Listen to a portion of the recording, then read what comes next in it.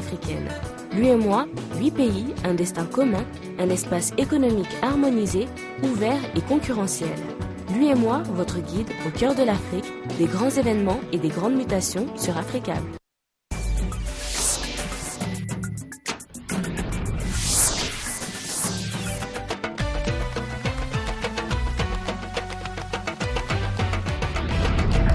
Merci à vous qui nous regardez sur Africable Télévision. Bienvenue dans Afrique Soir. Voici à présent les titres de ce journal.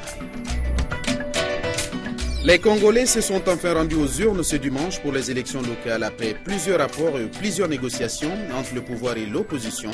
Constat, ces élections n'ont pas mobilisé grand monde. 130 millions de dollars, c'est la somme que vient de débloquer le FMI, le Fonds monétaire international, pour lutter contre le virus Ebola. Une enveloppe que vont se partager les pays touchés, le Libéria, la Guinée et la Sierra Leone. Et puis ce dimanche, la police chinoise a dû faire usage de gaz lacrymogène pour disperser les manifestants pro-démocratie, des manifestants qui réclament le maintien d'un véritable suffrage universel à Hong Kong, cette ancienne colonie britannique redevenue chinoise en 1997. Bonsoir à toutes et à tous, c'est sur le Congo que nous ouvrons ce journal. Après plusieurs rapports et plusieurs négociations entre le pouvoir et l'opposition, les élections locales tant redoutées pour les uns et tant attendues par les autres ont enfin eu lieu. Ce dimanche, les Congolais se sont enfin rendus aux urnes, mais un constat, ces élections n'ont pas mobilisé grand monde. Nous poursuivons avec l'actualité. 69e Assemblée générale des Nations Unies, la voix du Mali aura été fortement entendue. Le peuple malien bénéficie encore une fois d'un soutien de taille, celui de la communauté internationale. Les réactions ont été nombreuses à l'issue de cette assemblée. Nous vous en proposons à présent quelques-unes. À l'unanimité des participants, l'idée a été de dire qu'il n'est pas question de toucher à l'intégrité du territoire du Mali, il n'est pas question de toucher à l'unité de l'État malien, il n'est pas non plus question de toucher à certaines institutions, notamment leur caractère laïque, ces institutions-ci. Après cela, évidemment, les discussions doivent traiter de tout le reste. L'intégrité et l'unité du Mali sont tout à fait essentielles. Simplement, il faut trouver des modalités pour que les populations du Nord se sentent intégrées. Quelles modalités ? Alors, je pense qu'il ne faut pas se focaliser, comme on dit, sur un concept. Il faut mieux prendre les choses d'une autre manière, c'est-à-dire voir vraiment qu'est-ce qu'on souhaite donner comme compétences aux régions, comment aborder les questions financières, comment aborder les questions sécuritaires. Ensuite, on trouvera un nom à tout ça. Que tous les négociateurs s'inscrivent dans le cadre des principes arrêtés et reconnus par la CEDEAO et la communauté internationale, à savoir l'unité du Mali, l'intégrité territoriale du Mali, le caractère laïque de son État. Sous réserve de ces principes, la CEDEAO est prête à accompagner le processus d'Alger et se réjouit de l'adoption d'une feuille de route consensuelle. Ban Ki-moon a tout réaffirmé deux choses. Le premier, c'est la nécessité d'avoir une vraie offre de paix, de parler. Le deuxième, que ça doit être sur la base de l'intégrité territoriale, la souveraineté et le caractère laïque républicain de l'État. C'est cette combinaison, je crois, qui a montré le soutien de la communauté internationale avec beaucoup de pays pour le processus en Alger, pour la nécessité pour tous les partis d'avancer et de respecter les grandes traditions maliennes.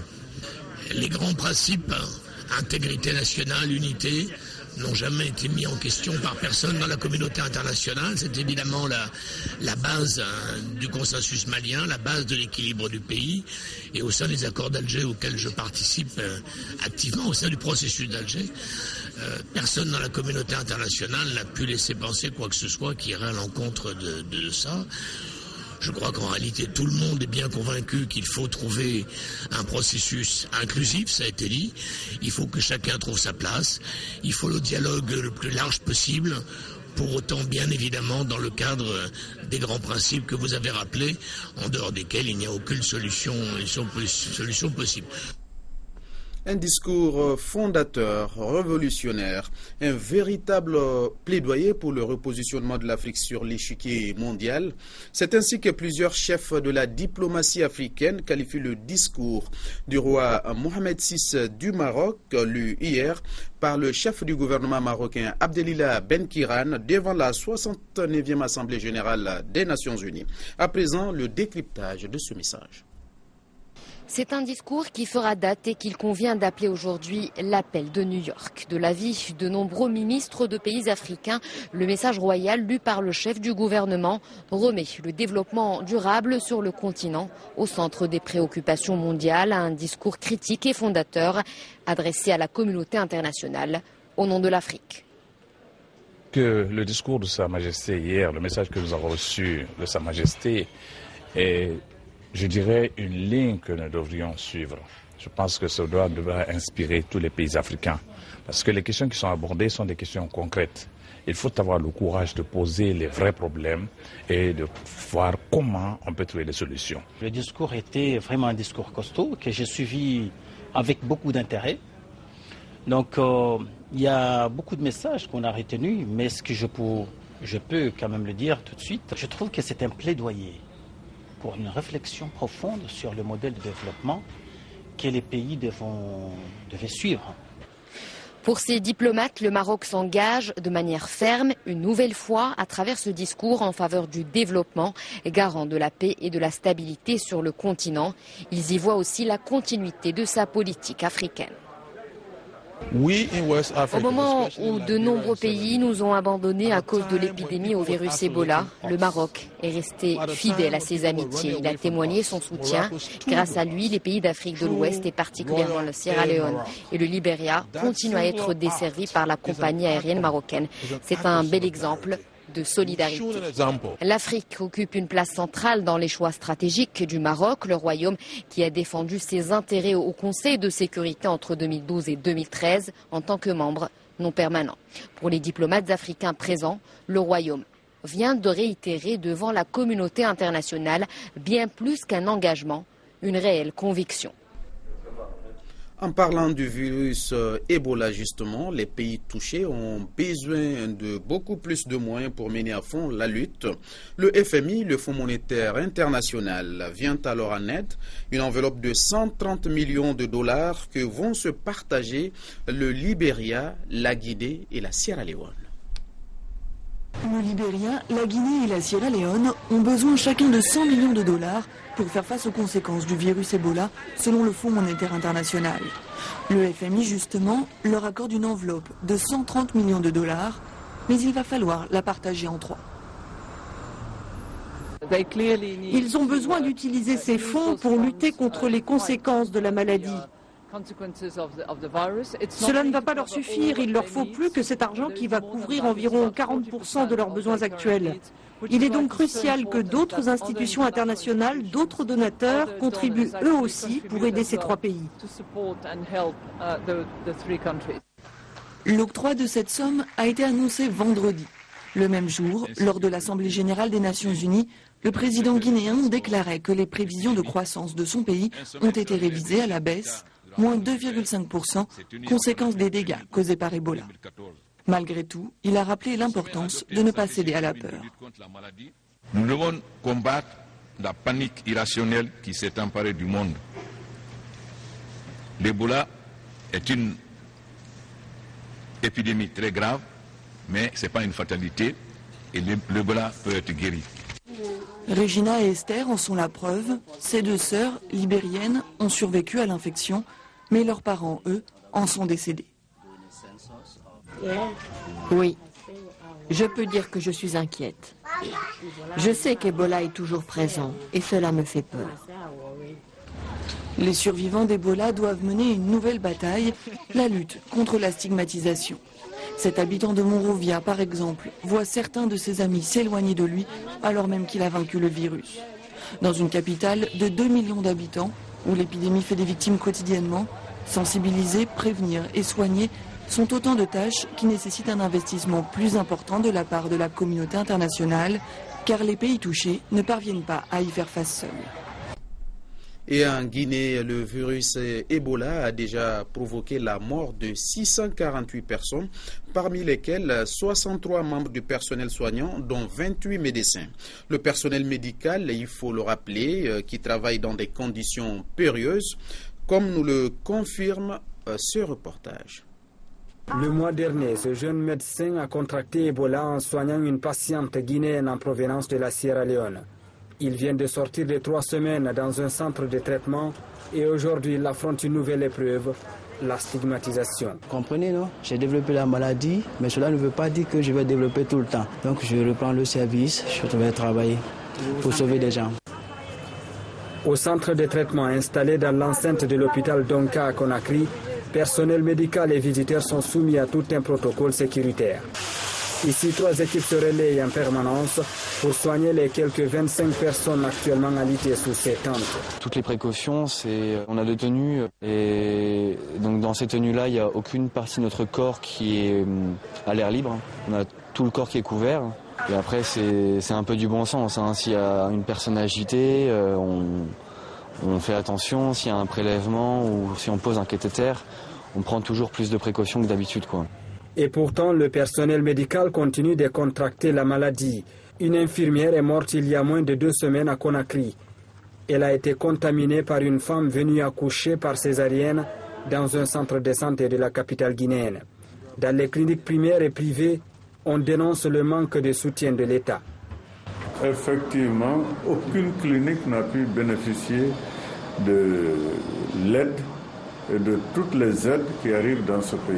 Et c'est plus que tragique que le médecin meurt de la prise en charge qu'il a des pauvres malades. En Guinée, au-delà de l'aspect sanitaire, l'autre danger pour les agents de santé, la question sécuritaire. Après l'assassinat de 8 membres d'une mission de sensibilisation en Guinée forestière, des agents de la Croix-Rouge partis récupérer des corps suspects d'Ebola ont été pourchassés cette semaine par les populations à Forêt-Karia, non loin de Conakry. Sur un tout autre décor, cette nouvelle manifestation en hommage à Hervé Gourdel, ce guide français décapité mercredi dernier par les soldats du califat en Algérie, un millier de personnes s'y sont rassemblées à Paris. Dans la foule, beaucoup d'associations et de représentants de partis politiques, des musulmans, des laïcs et des membres de toutes les confessions religieuses. Tous, Hervé Gourdel!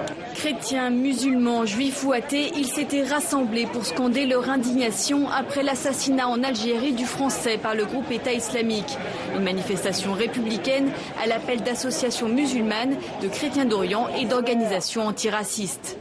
Nous allons avoir une pensée pour notre compatriote, mais nous allons avoir aussi une pensée pour tous ceux qui sont massacrés quotidiennement par des mouvements islamistes qui ne respectent rien, qui se revendiquent d'une religion dont ils ne connaissent rien. L'association a d'ores et déjà porté plainte devant la Cour pénale internationale pour crimes contre l'humanité. On est tous concernés. N'importe lequel d'entre nous peut être victime du terrorisme un jour. Non, on n'accepte pas cette violence, on n'accepte pas qu'au nom d'une cause, on massacre, on égorge d'autres citoyens. Beaucoup de personnalités publiques, d'associations, de partis politiques, de syndicats, mais relativement peu de particuliers. Et toujours le même discours. Il n'y a pas d'islamistes, ça n'existe pas d'islamistes. C'est des barbares, des criminels, stop, point barre. On est venu ici pour dire à ces assassins de ne pas parler en notre nom, c'est marqué dans toutes les langues, et je peux me permettre de le dire en égyptien aussi, Laïssa Besmi. Quant aux Français d'origine algérienne, ils craignent surtout le retour du terrorisme. C'est ce qu'on a dit quand il a commencé le terrorisme en Algérie. On a dit mais non, c'est rien, c'est des règlements de compte. Et du coup, il y a eu 10 ans de guerre civile. Moi, j'ai peur. J'ai jamais peur des terroristes parce que c'est des assassins, c'est des chiens. On va continuer à se battre contre eux. Et pendant ce temps, la coalition a poursuivi ses frappes sur plusieurs objectifs en Irak, mais aussi en Syrie. Des raids menés par des avions américains, jordaniens, saoudiens et émiratis. Les frappes ont aussi endommagé un aéroport, une garnison et un camp d'entraînement des djihadistes de l'État islamique. Et puis d'autres sites ont été détruits par ces frappes de la coalition, des positions du front Al-Nosra, qui qualifie ces opérations de guerre contre l'islam. Nous poursuivons avec l'actualité. Une éruption brutale et très meurtrière au Japon, celle du mont Montake. Une trentaine de randonneurs a été retrouvée sans vie près du sommet. Les opérations de sauvetage sont toujours en cours. Les autres victimes seraient en état d'arrêt cardiaque. Instant de panique pour ces randonneurs sur le mont Take. Ces images amateurs tournées par l'un d'eux montrent leur fuite. Derrière eux, une masse de cendres menace de les recouvrir. Des roches volcaniques tombaient comme des grêlons. Nous ne pouvions plus respirer. Nous avons couvert nos bouches de serviettes. Nous ne pouvions plus ouvrir les yeux non plus. Hier, 300 randonneurs ont été surpris par le réveil du volcan. Après 34 ans de sommeil, comme ici, dans ce refuge. Selon les autorités, 30 randonneurs auraient succombé d'étouffement. Ils auraient été retrouvés à proximité du sommet. Quelques personnes s'affolaient parce que nous étions près du sommet. Et je suis soulagé d'être revenu vivant. L'agence météorologique japonaise a classé l'éruption au niveau 3 sur une échelle de 5. Des cendres qui pourraient retomber sur une dizaine de kilomètres autour du volcan, voire plus loin en raison d'une tempête tropicale dans le secteur. Pour le Premier ministre japonais, question de prendre le risque. Nous essayons toujours de comprendre les détails de cette éruption. J'ai donné l'ordre de sécuriser les habitants aux alentours et de sauver les randonneurs. Mesures de précaution, des restrictions de circulation ont été imposées aux villages les plus proches de la montagne. Une chose est sûre, ces randonneurs regarderont désormais d'un autre œil ces images lunaires de volcans. En se disant peut-être, j'y étais et par chance, j'en suis sorti vivant. Et j'en viens au troisième titre de cette édition, avant de la refermer. Les manifestants pro-démocratie ne désarment pas à Hong Kong. Ce dimanche encore, la police chinoise a dû faire usage de gaz lacrymogène pour disperser des milliers de jeunes. Des manifestants qui réclament le maintien d'un véritable suffrage universel. À Hong Kong, cette ancienne colonie britannique, redevenue chinoise en 1997. Sur le front de la contestation, la violence monte d'un cran. Pour la première fois, la police tire des salves de gaz lacrymogène face à des dizaines de milliers de manifestants venus défendre la démocratie. Ils tentent de paralyser le quartier des affaires de Hong Kong, mais doivent refluer. Depuis une semaine, autour du siège du gouvernement, à la suite des incursions d'étudiants et lycéens, le camp pro-démocratie mobilise chaque jour plus largement. Le mouvement de désobéissance civile Occupy Central rejoint la mobilisation. Dès ce dimanche, il compte occuper une partie du centre-ville. Lutter est la seule solution. Nous n'avons pas de pouvoir. Nous devons choisir entre être lâches ou être des citoyens d'une société libre. Avec leur équipement de fortune, les manifestants tentent de forcer le cordon de police. Pourtant, des dissensions apparaissent. Le mouvement ne fait pas l'unanimité. Des étudiants et lycéens crient à la récupération, d'autres manifestants mettent en doute la tactique. Je suis un peu déçu par Occupy Central, parce qu'il n'y a pas d'autre plan d'action. Ceux qui ont lancé le mouvement ne proposent que ça. Maintenant que cela a commencé, que faisons-nous ici? Ce n'est pas le centre économique de Hong Kong. Enjeu de la bataille, le maintien de l'élection de 2017 au suffrage universel à Hong Kong, que Pékin veut limiter à 2 ou 3 candidats présélectionnés. Un bras de fer appelé à durer. C'est tout pour cette édition. Merci de l'avoir suivi. Passez d'agréables moments en compagnie des programmes d'Africa Télévision.